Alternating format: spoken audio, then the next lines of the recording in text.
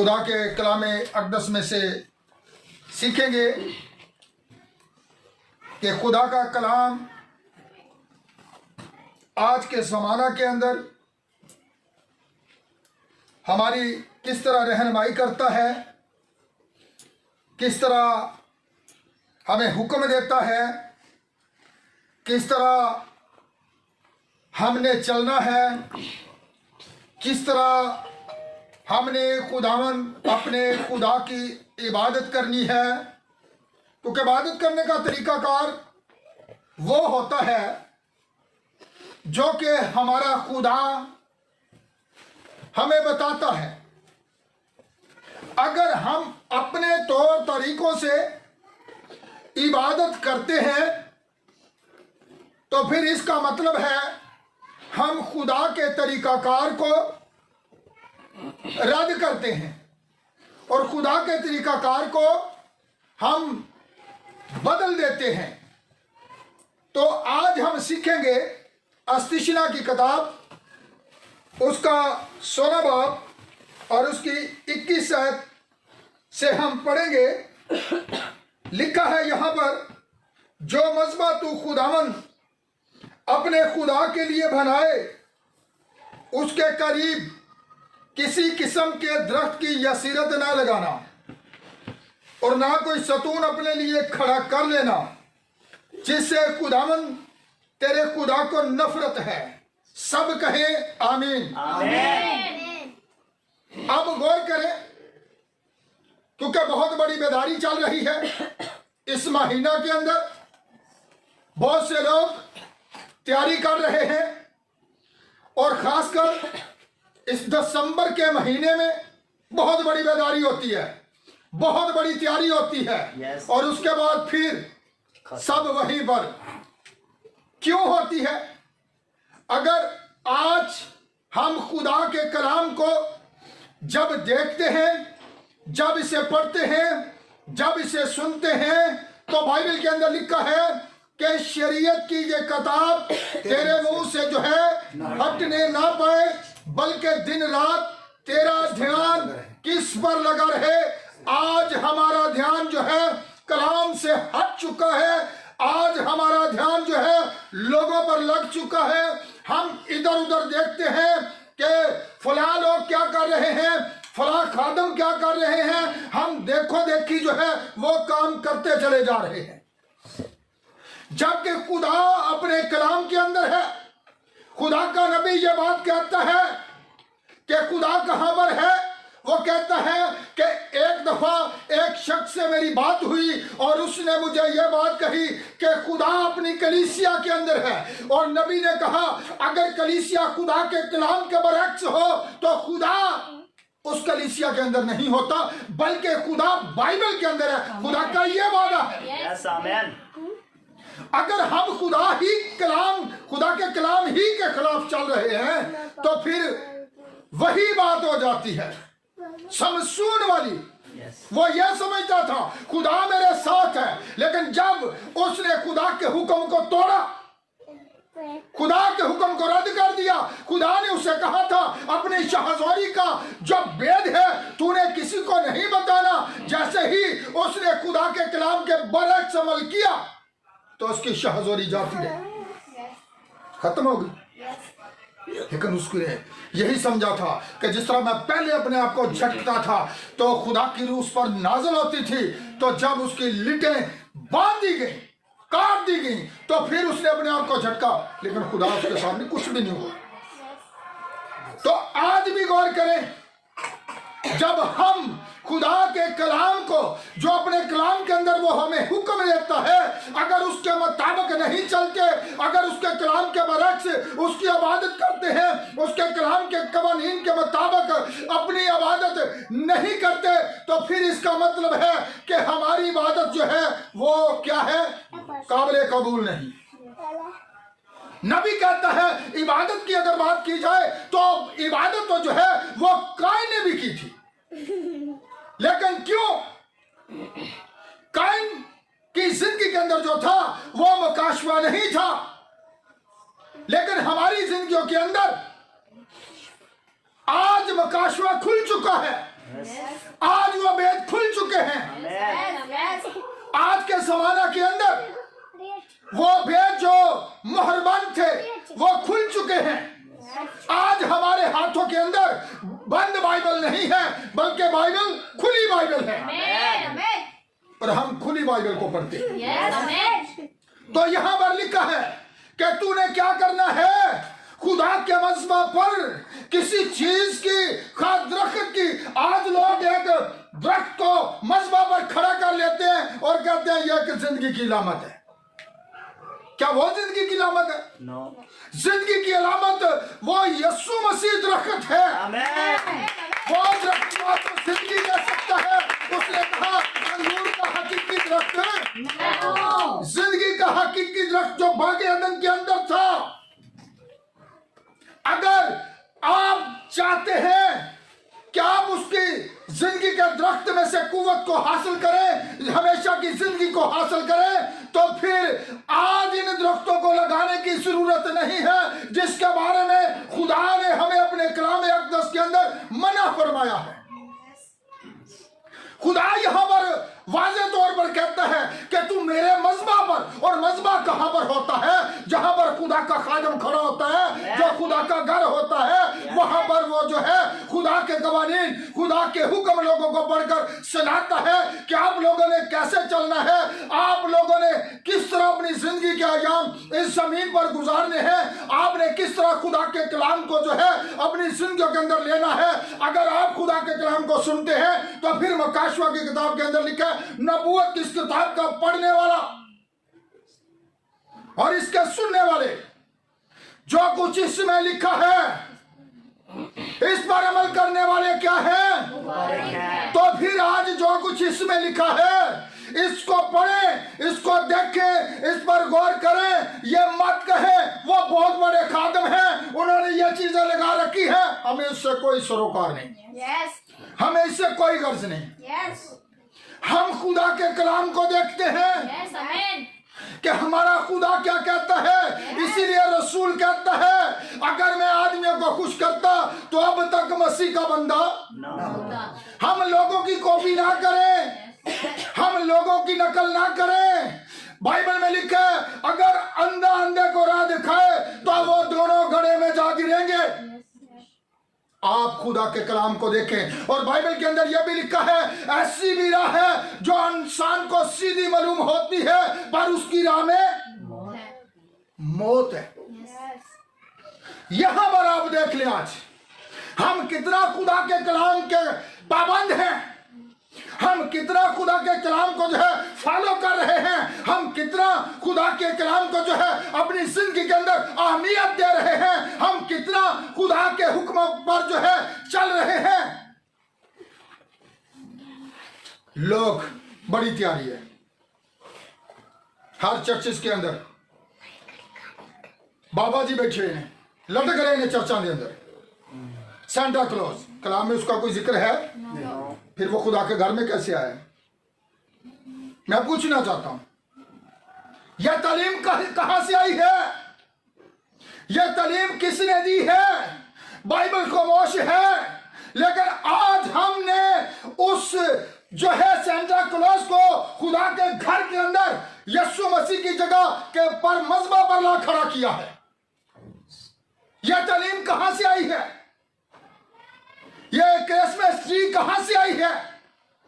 आप तारीख के अवराक उठाकर देखें, आपको पता चलेगा कि यह तालीम इजाद करने वाले कौन लोग हैं। ये कौन लोग हैं जो इसे खुदा के मज़बा पर ले आए हैं। और आज भी बहुत से नाम नहाद लोग जो हैं जिनके पास बड़ी बड़ी डिग्रियां हैं, मैं उनको मुखालफत नहीं कर रहा, बल्कि मैं तो खुदा के कलाम का सच्चाई आप लोगों के आगे बयान कर रहा हूं। लोग कहते हैं वो इतने बड़े खादिम हैं, इससे कोई फर्क नहीं पड़ता। खुदा से बड़ा खादिम कोई भी नहीं है। वो सबसे बढ़कर है, वो सबसे आला है, वो सबसे उत्तम है, वो सबसे आगे है। बाकी सब अगर हम खुदा के खादिम हैं तो फिर हम तो वही कहेंगे जो बाइबल कहती है, जो कुछ इसमें लिखा है। हम इससे दाएं या बाएं नहीं मुड़ेंगे, क्योंकि राह हक और जिंदगी का जो दरख्त है वो यीशु मसीह है। आप उसको पहचाने, आप उसको अपनी जिंदगी के अंदर आने दें, तो फिर आपकी जिंदगी कभी पहले जैसी ना रहेगी।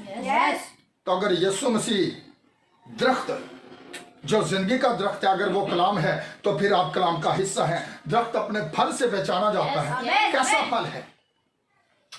फल भी नजर आए। फल कैसा है? यीशु ने कहा था दरख्त अपने फलों से पहचाना जाता है। या तो दरख्त को भी अच्छा कहो, ऐसी बात है। अगर हमारा जो दरख्त है वो कौन है? यीशु मसीह ने कहा तुम मेरी क्या हो? तो फिर उसकी जिंदगी हमारी जिंदगी में से नजर आनी चाहिए।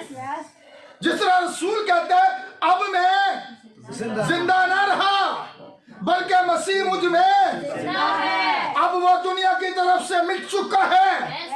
अब उसकी जिंदगी का जो मकसद है वो सिर्फ मसीह के लिए है। वो मसीह के लिए जीता है, वो मसीह के लिए मरता है और पूरी जिंदगी से, पूरे अपने बदन से यीशु मसीह के नाम को जलाल देता है। क्या वो सारा दिन मेहनत मजदूरी नहीं करता था? सारा दिन वो मेहनत मजदूरी करता है, खैमादोजी का काम करता था। हालांकि पौलुस रसूल जो था एक बहुत ही काबिल यहूदी, गमलीएल के कदमों के अंदर बैठकर सीखने वाला अच्छा तालिब इल्म था, अच्छा शागिर्द था, यहूदियों की शरीयत पर पूरा वो अमल करने वाला था। लेकिन जब उसका सामना जिंदगी के दरख्त से होता है तो उसकी वो जिंदगी वहां पर जो है पहले जैसी नहीं रहती। वो फिर किसी सेमिनरी की तरफ भी नहीं जाता। फिर वो मकाशवा जो उसे खुदा की तरफ से मिलता है, फिर वो पुराने इल्म को भूल जाता है और वो मकाशवा जो उसे खुदा देता है उसे बयान करता है। किसे बयान करता है? उस मकाशवा को जो उसे खुदा से मिलता है। वो मकाशवा जो हाबिल की जिंदगी के अंदर था, वो मकाशवा जो पतरस की जिंदगी के अंदर था। और कलीसिया खड़ी ही मकाशवा पर। मैं ये आपको बताना चाहता हूं कलीसिया कहां पर खड़ी है? मकाशवा पर।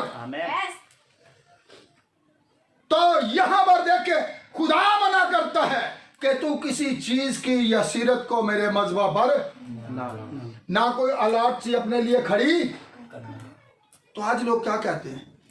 मैं रावलपिंडी के अंदर था, एक खादम था पास्टर बाबर, तो वो मुझे कहते हैं पादरी साहब आपको इसका पता है? मैंने कहा जी मुझे नहीं पता। ये जिंदगी की लामत है, ये दरख्त कभी नहीं सूखता। मैंने कहा बाइबल के अंदर जिस दरख्त का जिक्र है जो नदियों के पास लगाया गया है ज़बूर की किताब के अंदर, तो फिर देख लें। मैंने कहा ये वो दरख्त नहीं है, वो दरख्त यीशु मसीह है। अगर हम उस जिंदगी के दरख्त के पास आए, उस जिंदगी के दरख्त की अगर हम डालियां हैं, तो फिर हम कलाम के बरक्स कैसे जा सकते हैं? हम खुदा के कलाम के हुक्मों को कैसे तोड़ सकते हैं?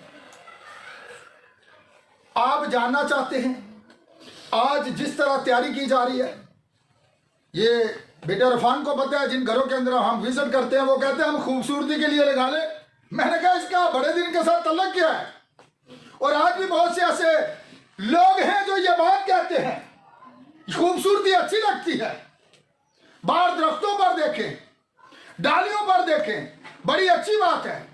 तो मैं ये कहता हूं आप मेरे साथ जरा शमूएल की किताब निकालें और आप वहां पर पढ़ें खुदा ने शमूएल से क्या कहा, सौल से क्या कहा था।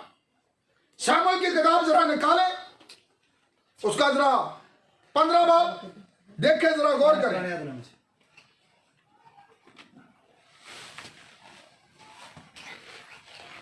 पहला शमूएल, दूसरा शमूएल। पहला शमूएल है।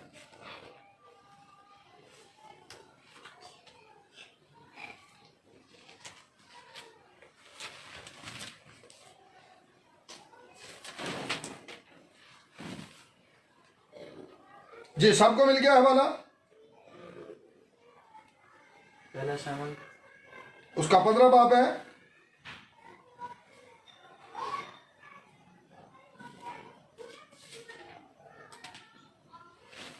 और सबसे पहले आप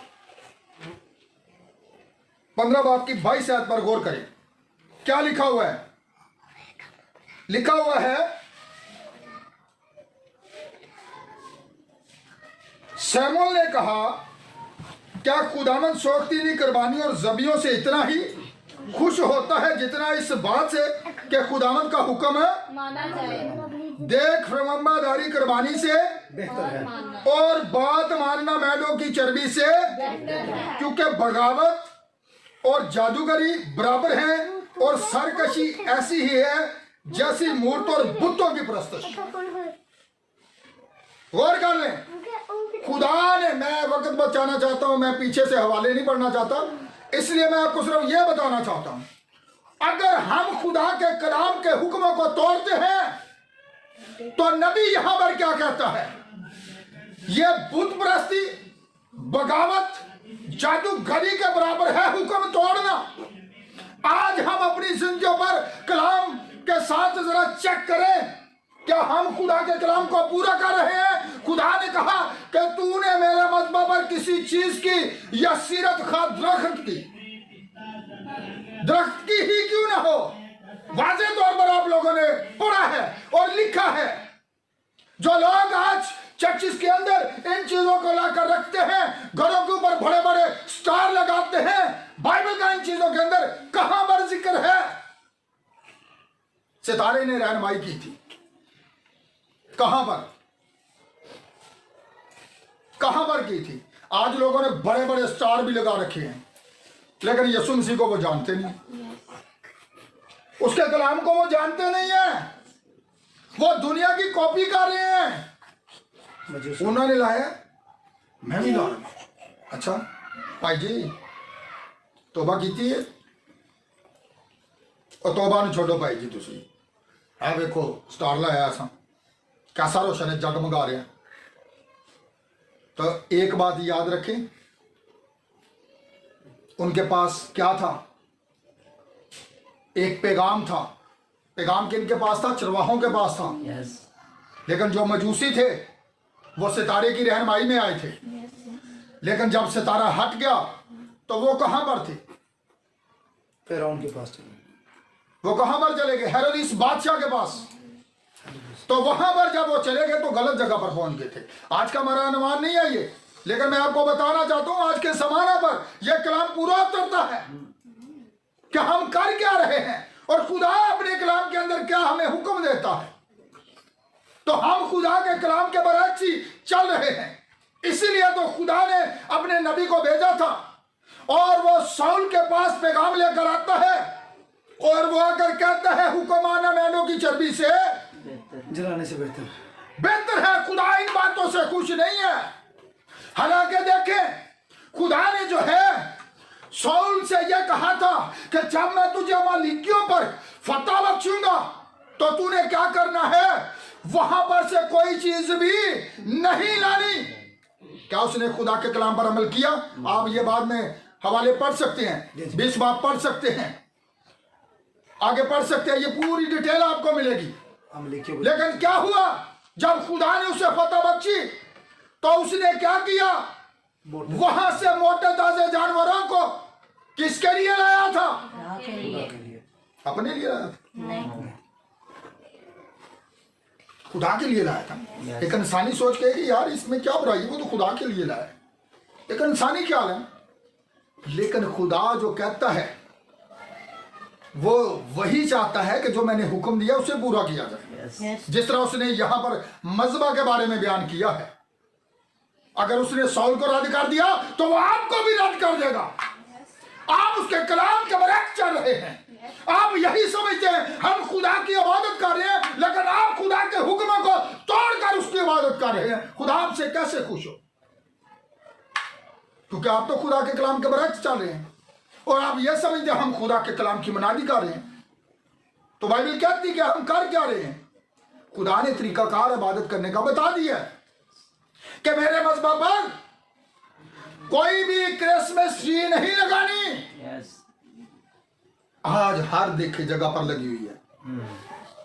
आज खुदा के ऐसे खुदाम की जरूरत है जो लोगों को बयान करें, जो लोगों को खबरदार करें, जो लोगों को बताएं जो इस चीज का ऐलान करें कि खुदा अपने कलाम में से जो है अपनी रोशनी को जाहिर करता है ताकि उसके लोग जान सकें। कैसे जानेंगे? ये वही बाइबल है जो 2000 साल से आपके आगे है, अंजील, और 4000 साल पीछे पुराना अहदनामा पर भी गौर करें, 6000 साल से ये वही बाइबल है। लेकिन आज ये बातें हमें मिलती हैं, आज इन चीजों के बारे में हमें पता चलता है 7वें कलीसिया जमाना के अंदर कि ये जो चीजें हैं इनका कलाम के साथ कोई तलक नहीं है। जिन चीजों को हम खुदा के मजबा पर ले आए हैं, और एक जगह पर हम विजिट कर रहे थे तो वहां पर आज स्टेज के ऊपर हम मशहूरियां भी दी जाती हैं।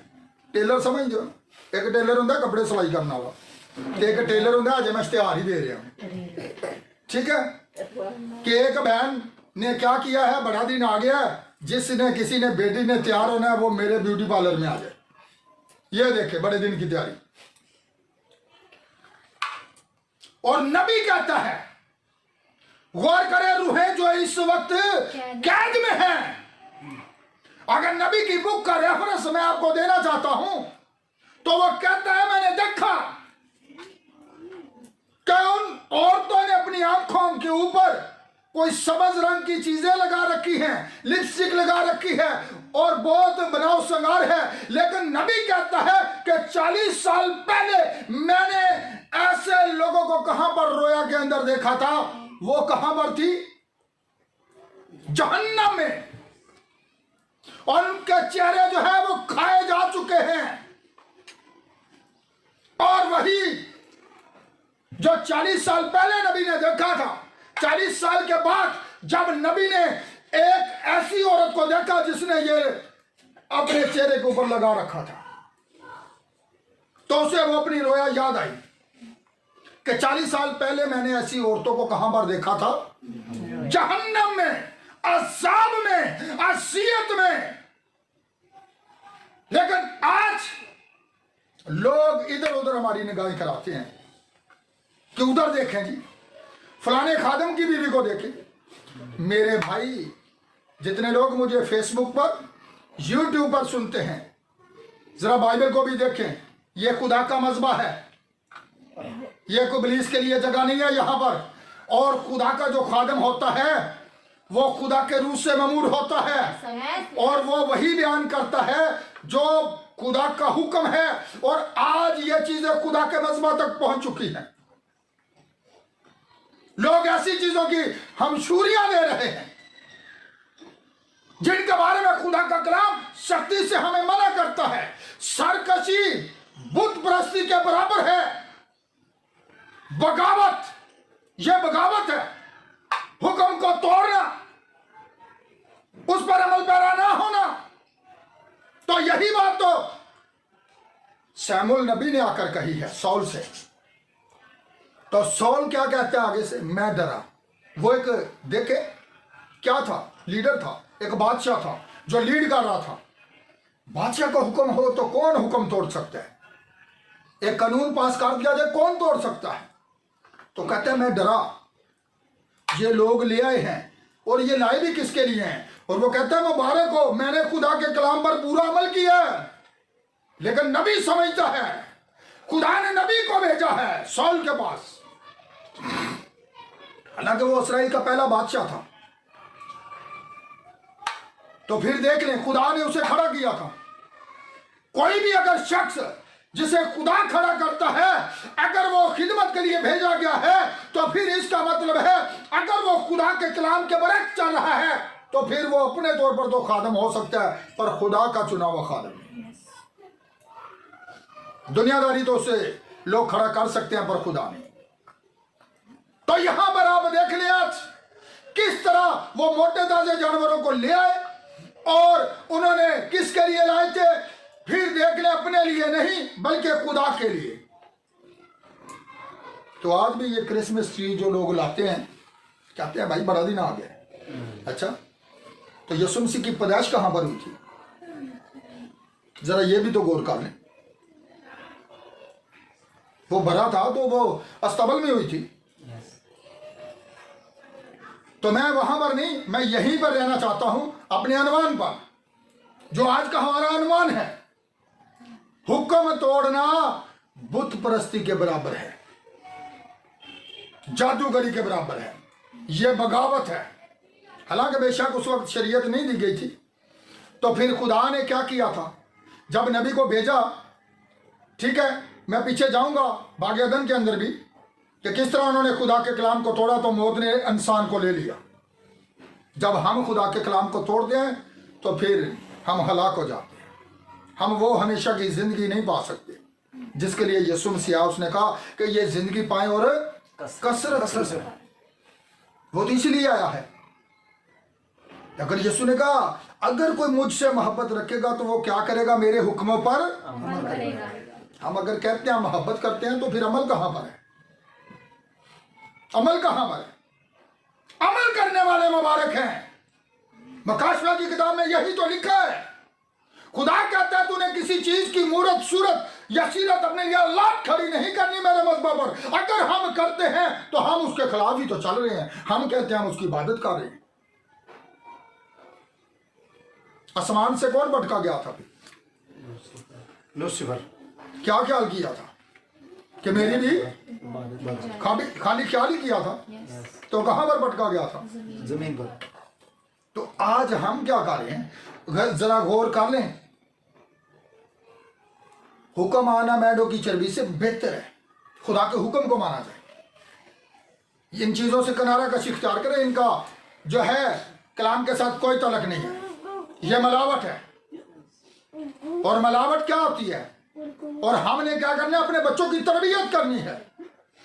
क्या कि वो क्या करे? कलाम में लिखा है झूठी गवाही। क्या लिखा है कि झूठी गवाही कौन से हुक्म में लिखा है? 8वें हुक्म के अंदर, खरोज 20 बाब के अंदर, ते झूठी गवाही ऐसा को नहीं देनी। ते गवाह वो होता है जो चश्मदीद होता है। और आज हम यीशु मसीह के गवाह हैं। हम गवाही दे रहे हैं। यीशु मसीह ने कहा तुम दुनिया के इंतहा तक मेरे। आज मैं गवाही दे रहा हूं कि ये चीजें खुदा ने हमें करने से मना कर दिया है। अगर हम मिलावट करते हैं, हम उसके कलाम के हुक्मों को तोड़ते हैं, तो हम फिर जादूगरी, बुत परस्त और बगावत करते हैं। और फिर खुदा सौल की तरह हमें भी रद्द कर देगा। जिस तरह उसने कहा कि तूने मेरे हुक्म को रद्द किया, जा अब तू बादशाह नहीं रहेगा, मैंने भी तुझे रद्द किया, तेरी बादशाही जाती रहेगी। उसकी बादशाही जाती रही क्योंकि उसने खुदा के कलाम के बरक्स अमल किया था। खुदा आज हमसे भी यही चाहता है कि हम उसके हुक्मों को माने। तो फिर अगर हम, बेशक उस वक्त शरीयत नहीं दी गई थी, तो लेकिन खुदा ने कलाम किया था आदम के साथ। क्या कहा था कि जिस रोज तूने खाया तू मरा। तो औरत ने कलाम के अंदर इजाफा किया। उसने कहा, खुदा ने कहा ना तुम इसे खाना और ना इसे छूने के लफ्ज का इजाफा किया। मकाशवा 22 बाब के अंदर खुदा ने कहा, यीशु मसीह ने कहा, अगर कोई लफ्ज घटाए या बढ़ाए तो फिर क्या होगा? इजाफा हुआ था। खुदा के कलाम में आप इजाफा नहीं कर सकते, अपनी तरफ से कोई तालीम नहीं दे सकते। ठीक है, वही बयान करें जो खुदा का कलाम कहता है। तो फिर जैसे ही उसने खुदा के कलाम को छोड़ा, तो तशरीह किसने फिर की थी? पहली अबलीस ने। उसने कहा खुदा जानता है, वो भला खुदा है, तुम खुदा की मानंद बन जाओगे। पैदाइश 3 बाब के अंदर तुम क्या बन जाओगे? खुदा की मानंद। लेकिन यही तो झूठ था। उसने झूठ का यकीन किया, उसने खुदा के कलाम को छोड़ा और उसने कलाम की तशरीह को लिया।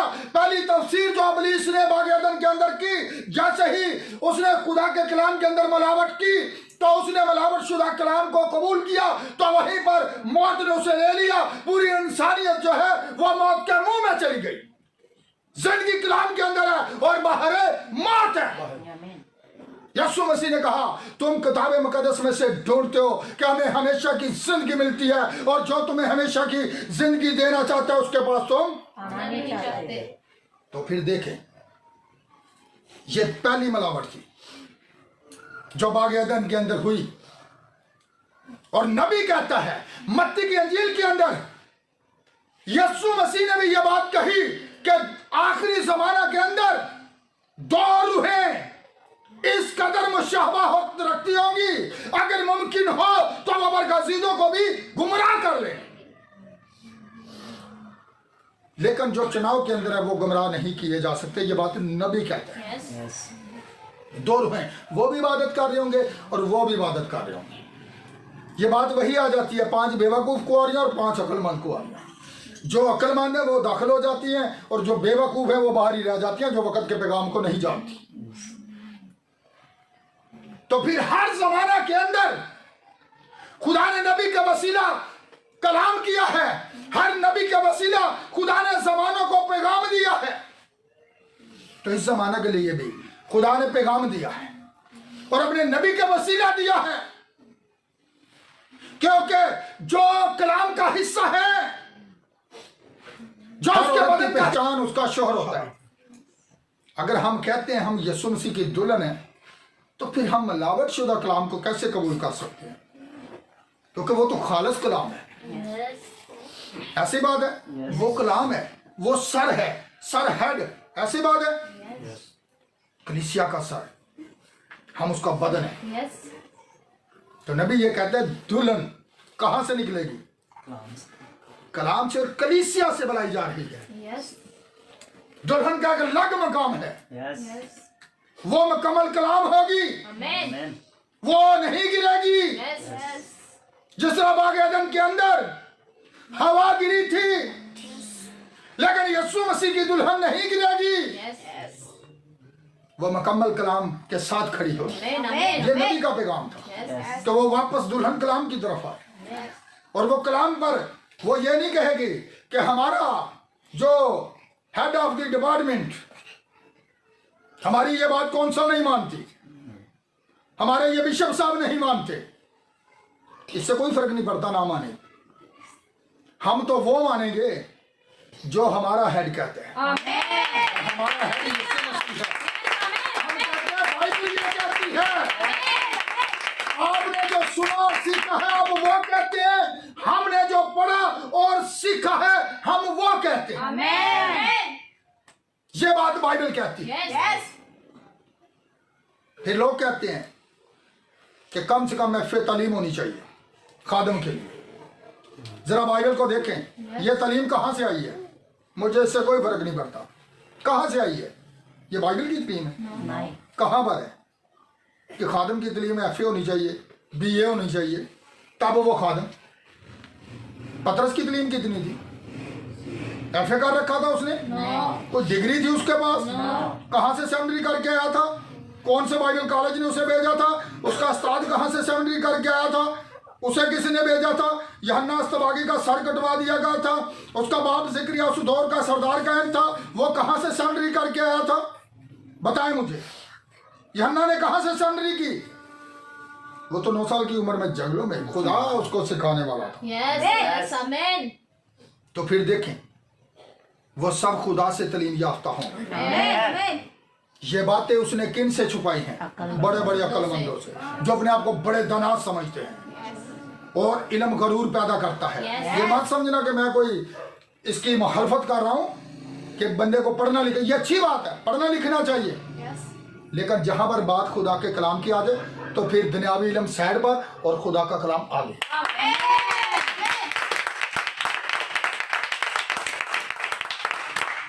खुदा उन्हें चुनता है जिनके अंदर खुदा का रूह होता है। Amen. Amen.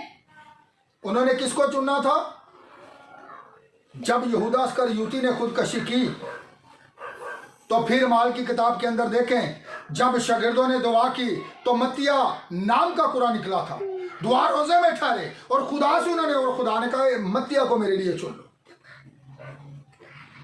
तो फिर देख लें, खुदा का जो तरीकाकार है, खुदा के मज़हब पर वही लोग खड़े होते हैं जो खुदा के रूह से मामूर हो। Yes. Amen. जो खुदा के कलाम की तरतीब है, Amen. जो खुदा के कलाम का तरीकाकार है। Yes. यीशु मसीह ने सारी रात दुआ की, तब उसने 12 शागिर्दों को चुना था। Yes. तो कलाम में लिखा तुमने नहीं Look बल्कि मैंने। यीशु कहता है तुम्हें, चुन लिया। और मैं तुझे किन के बीच भेजता हूं? भेड़ियों के। मत्ती की इंजील के अंदर यह बात लिखी है। भेड़िए कौन होते हैं? जिन्होंने भेड़ों का रूप धारा होता है, लेकिन हुंदे भेड़िए ही नहीं।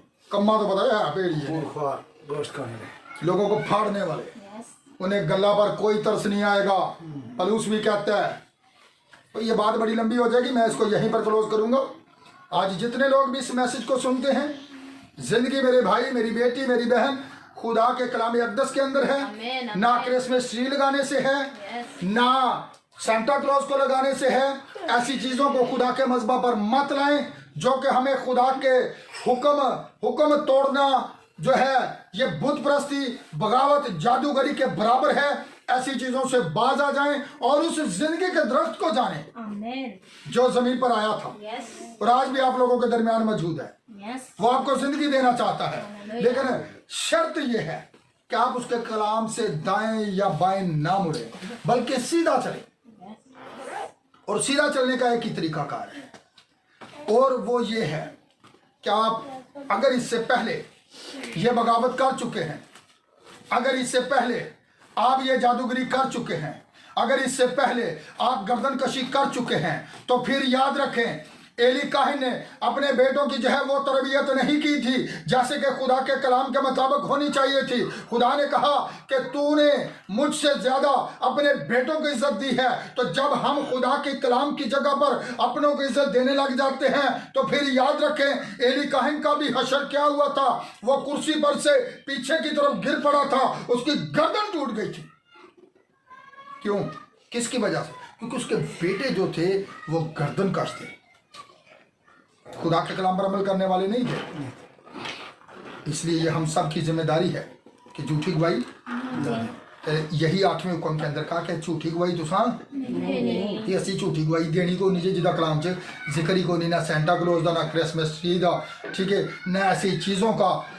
हमारी गवाही ये है जो यीशु ने अपने शागिर्दों को हुक्म दिया था कि सब कौमों को क्या करो? तो फिर देख लें, नाम में उन्हें क्या करो? बपतिस्मा दो। Yes. और नाम में बपतिस्मा देना है, ना कि लकबों में। Yes. Yes. तो फिर हम अंजील की बुनियादी करते हैं, हम कोई मिनिस्ट्री नहीं खड़ी नहीं कर रहे, हम कोई मिशन नहीं बना रहे, बल्कि हम यही कहते हैं जो नबी का पैगाम है, क्या है मेरी उम्मत के लोगों उनमें से निकलो। मैं नहीं चाहता कि उनकी आफतों में से कोई तुम पर भी। खुदा आखिरी वक्त के अंदर अपने नबी के वसीला अपनी दुल्हन को बाहर बुला रहा है, और वो तंजीमों से, वो मिशनों से, वो बाइबल कॉलेजों से निकल कर बाहर आ रही है, और वो कलाम के साथ खड़ी हो रही है। क्योंकि यीशु ने कहा था कि मेरी भेड़ें मेरी आवाज को सुनती है, वो किसी गैर के पीछे ना जाएंगी। गैर की आवाज हटकर होगी। Yes. गैर की आवाज को वो पहचान लेगी। Yes. ये बाइबल के मुताबिक नहीं है। Yes. पौलुस कहता है हर रूह का यकीन बल्कि रूहों को कलाम से परखो। ये जो तालीम हमें आज दी जा रही है, ये आइन बाइबल के मुताबिक है या बाइबल से हटकर है? तो फिर रसूल तो यहाँ तक कह देता है जो तालीम हमने तुम्हें दी, अगर आसमान से फरिश्ता भी आ जाए, गलीतियों 1 के 8 के अंदर, तो वो मलाउन हो। Yes. तो फिर रसूलों ने क्या तालीम दी है? कोई है तालीम आगे? माल की किताब से मुकाशफा की किताब तक देख ले, कलीसिया के बाद बताएं मुझे ये चीज़ें उन्हें कहाँ से जन्म लिया है? ये जो आज क्रिसमस ट्री यहाँ तक पहुँच गई है, खुदा के मज़बा पर सांता क्लॉज पहुँच गया, जिसका बाइबल के अंदर कोई जिक्र ही नहीं है। मुझे एक शख्स कहता है यार सांता क्लॉज के बारे में आप जानते हैं? मैं कहा जी जानता हूँ। तो वो चर्चिस के अंदर लगा होता है। मैंने कहा मैं बाइबल के अंदर उसका कोई जिक्र नहीं, ठीक है, और ना ही वहाँ पर लगाना चाहिए। वो कहता है यार ये तो आपके सारे चर्चिस में लगा होता है। मैंने कहा वो लोग जवाब दिए हैं जो लगाते हैं, हमने तो जिसकी तस्वीर लगानी है वो यीशु मसीह की है।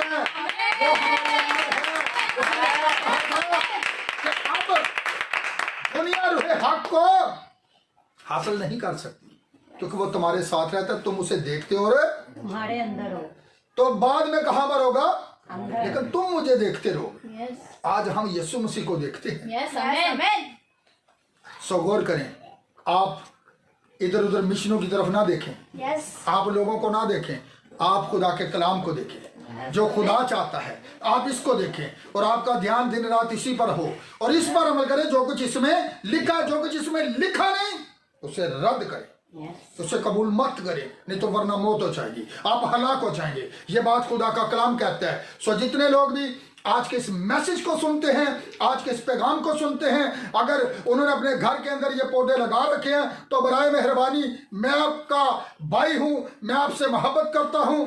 ये मत समझना कि मैं आप लोगों की कोई मुखालफत कर रहा हूं, बल्कि मैं तो वही बयान कर रहा हूं जो इस बाइबल में लिखा हुआ है। यस आमेन आप बाइबल के पास आ जाए, आमेन आमेन आप खुदा के कलाम को पूरा करें। Yes. आप ये ना कि फलां खादम को देखे, बड़े खादम को देखे, बड़े को रहने दें। आप छोटों को पसंद करें। यस जो अपने आप को बड़ा बनाते हैं वो छोटे किए जाएं, और जो छोटे हैं वो खुदा की नजर में बड़े। आप इन चीजों को ना देखें, आप बाइबल को पूरा करें। सो खुदा आप सबको बड़ी बरकत दे और इस कलाम पर अमल करने की तौफीक अता यस फरमाए। आमेन आज हम सब अपनी आंखों को बंद करें, सरों को झुकाएं, दुआ करें। प्यार से बड़े खुदा, मैं एक तेरा अदना सा खादिम होने के नाते खुदावंद, मैंने वही कुछ बयान किया जो कुछ खुदावंद नबियों ने बयान किया, जो कुछ रसूलों ने बयान किया, जो कुछ खुदावंद तूने अपने कलाम के अंदर कहा, मैंने वही कहा, मैंने वही गवाही दी है जो कि खुदावंद तेरे कलाम में हुक्म है। और खुदावंद हम सब कोशिश करते हैं कि तेरे कलाम के मुताबिक खुदावंद खुदा तेरे कलाम को पूरा करने वाले बने, क्योंकि जब हर इंसान जमीन पर अपना तरीकाकार बगाड़ लेता है तो फिर खुदा का अज़ाब नाज़िल होता है। जिस तरह के 7वें ज़माना के अंदर नबी ने यह बात कही कि यीशु मसीह कलीसियाओं के बाहर खड़ा है और वो दरवाजे के बाहर है और वो अंदर आने की कोशिश कर रहा है, लेकिन हमने अपने तौर तरीकों से, अपने कायद के तरीकों से, अपनी रस्मात के तरीकों से यीशु मसीह को बाहर निकाल दिया है। और वो अपने कलाम के अंदर है, वो हमें बचाना चाहता है ताकि हम उसके कलाम के साथ खड़े हों, वो हमारे दिल के अंदर आ जाए और हम उसकी रहनुमाई में चलें और कभी भी उसके किसी हुक्म को तोड़ने वाले ना बने। प्यार से बड़े खुदा, अगर इससे पहले इन बच्चों ने किसी भी तेरे कलाम के बरक्स अमल किया हो, तेरे हुक्म को तोड़ा हो, तो खुदावंद मैं इन सब के लिए दुआ करता हूँ, अपने बच्चों को माफ फरमा, अपने बच्चों को भारी फजल बख्श दे, ताकि तेरे बच्चे तेरे कलाम के साथ दिन रात लिपटे रहें, तेरे कलाम से कभी दाएं बाएं ना मुड़े। क्योंकि खुदावंद तेरे कलाम में यही तो लिखा है कि जो कुछ इसमें लिखा है तो इस पर अमल करना तो मुबारक है। और प्यार से बड़े खुदा, हम सबको इस पर अमल करने की तौफीक अता कर। और जितनी जिंदगियां, जितनी बेटियां, जितनी बहनें, जितने भाई, जितने कदम अजरात पूरी दुनिया में इस मैसेज को सुनेंगे, उन सब के लिए भी मैं खुदा में दुआ करता हूँ। वो मेरी बेटियां हैं, वो मेरी बहनें हैं, वो मेरे भाई हैं, वो मुझसे अच्छे खुदाम हैं, लेकिन खुदावन अगर उन्होंने इस सच्चाई के बारे में पहले नहीं सुना तो खुदावन वो तेरे कलाम को पूरा करते हुए आज की इन बातों को जिनका तेरे कलाम में जिक्र नहीं है अपनी जिंदगी से निकाल बाहर फेंक और तेरे कलाम के साथ खड़े हो जाए। खुदावंद लोगों को खुदावंद बरकत दे ताकि वो भी इस कलाम पर आमीन कर सके। ये सभी कुछ मांगता हूँ तेरे बेटे अपने खुदावंद यीशु मसीह के नाम से। आमीन।